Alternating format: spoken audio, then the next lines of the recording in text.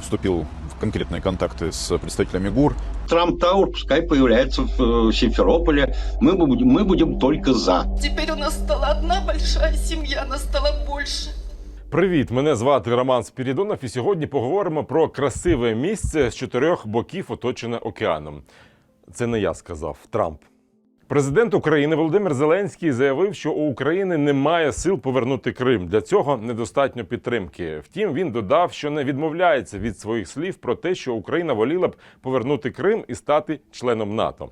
Так він відповів президентові США Дональду Трампу, який в інтерв'ю «Політико» зауважив, що завжди було розуміння, що Україна ніколи не приєднається до НАТО, а Крим Росії віддав Барак Обама.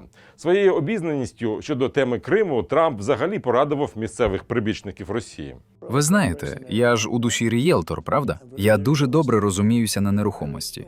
І щоразу, дивлячись на мапу, я думав, цей Крим такий гарний, вау.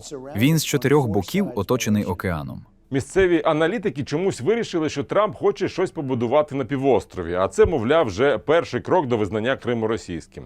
Вони, звісно ж, хотіли б, щоб це був Трамп Тауэр, але згодні й не менше. Представьте, если Трамп начинает строить в Крыму неважно что, я не знаю, там киоск, разница, с шаурмой.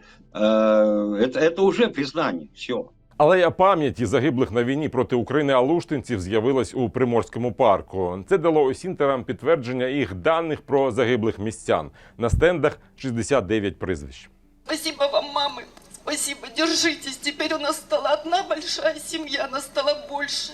У Севастополі вирішили націоналізувати місцевого провайдера компанію «Севстар». За словами російського губернатора Розвожаєва, її власник співпрацював з українською розвідкою, писав у проукраїнські пабліки та начебто фінансував ЗСУ та ГУР. Вплоть до перечисления средств в рамках криптовалюты и другие действия предпринял. 15 років за ґратами. В окупованому Криму незаконно засудили Ніяру Ерсмамбетову. Російські силовики звинуватили її у держзраді. Жінка начебто співпрацювала з партизанським рухом АТЕШ та нібито передала інформацію про склад пального та позиції російської ППО.